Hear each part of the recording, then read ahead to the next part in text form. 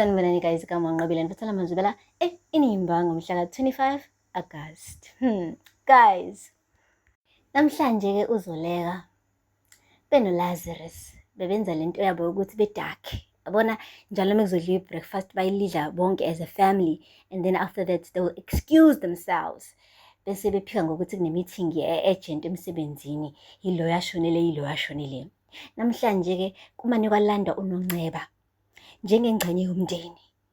Hayi kwaqedwe lapho kwakhuluma ke uDabs, u-Antwabo, esho ukuthi ke ayi namhlanje bazodinga indaba enkulu, indaba ke yomshado kaLazarus benoZoleka.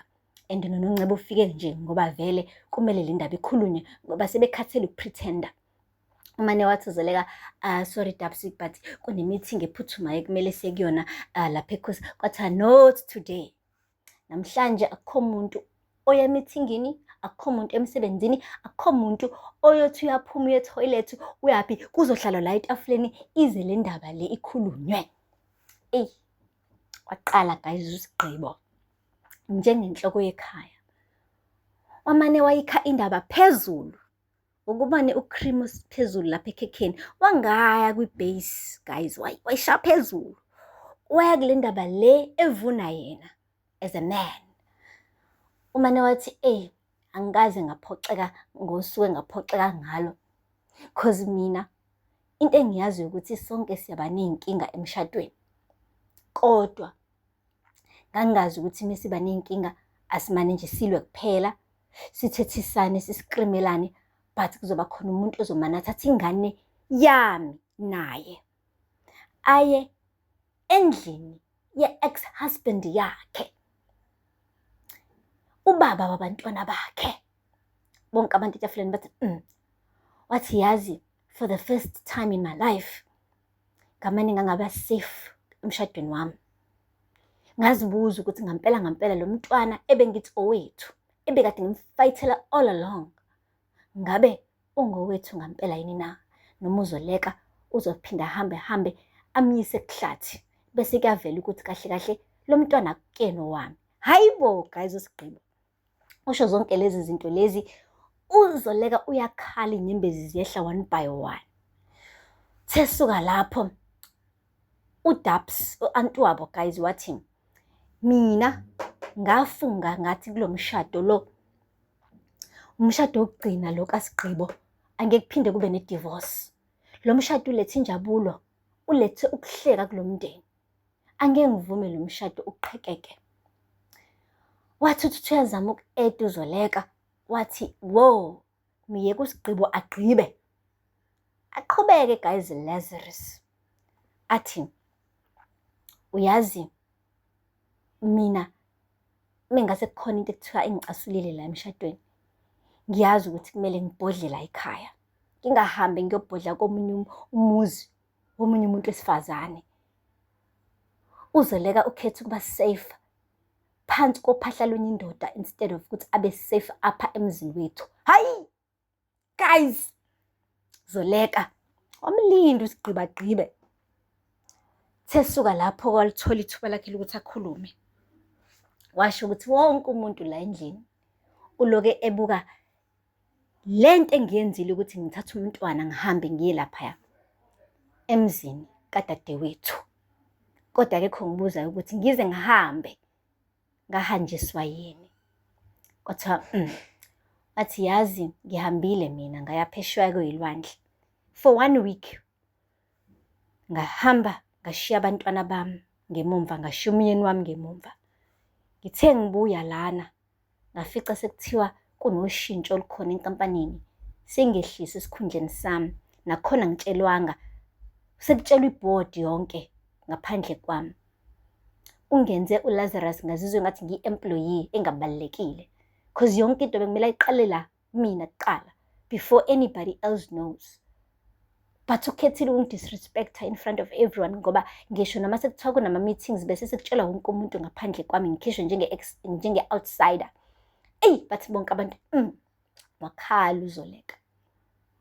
Wathi yazi, uthe suka lapho uSigqibo mengithi ngiyamcela ukuthi ayibone lento ukuthi wrong, wathi kumina ngi-insecure, wathi usiyabona ukuthi kungani uHlathi waye-disrespectful towards me. Yimina engamenza wabe le ndoda le ayiyona uHlathi, and manje sengifuna ukwenza yena uSigqibo afane njengoHlathi.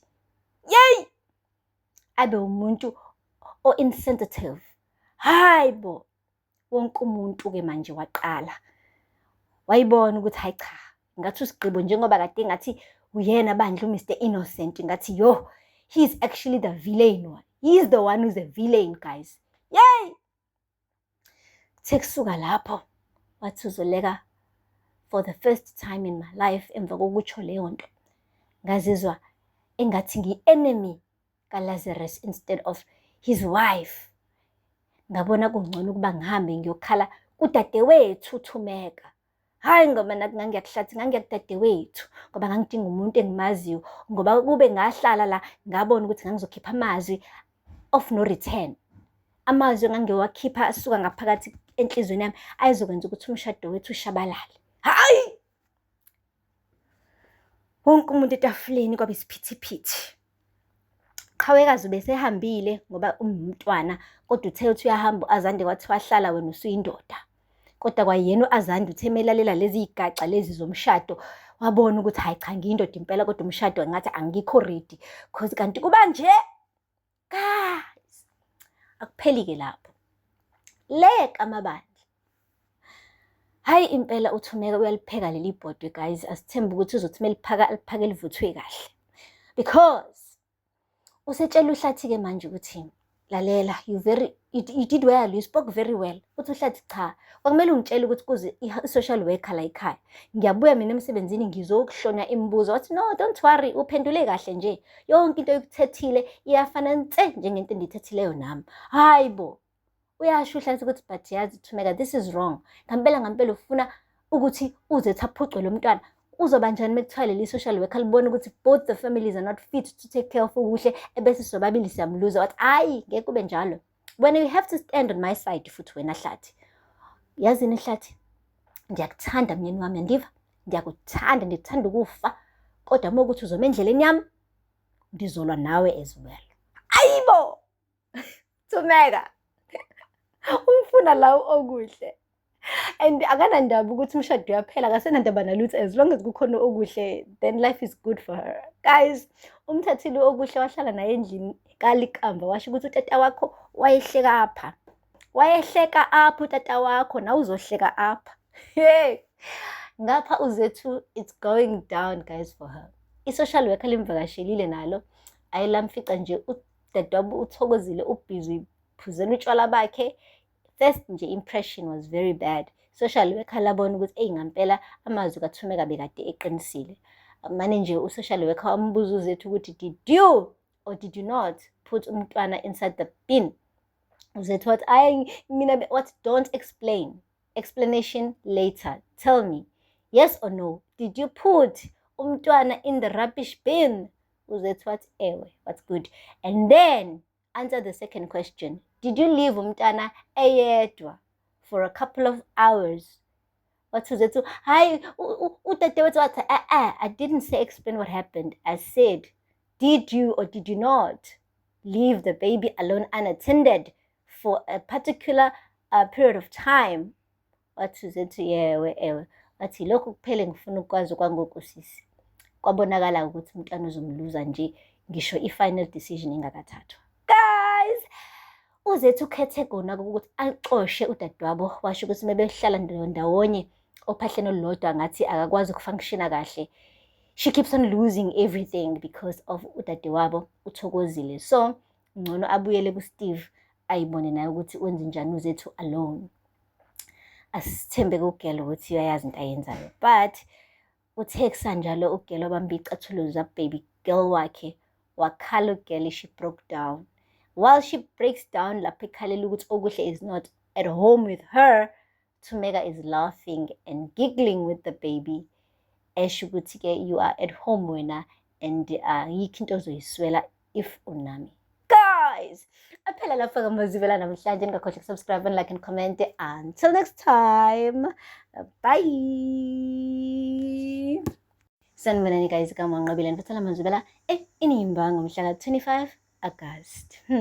Guys, Namhlanje-ke uZoleka benoLazarus bebenza lento yabo yokuthi bedakhe. Yabona njalo mekuzodliwa i-breakfast bayilidla bonke as a family, and then after that they will excuse themselves. Bese bephika ngokuthi kunemithingi e-urgent emsebenzini.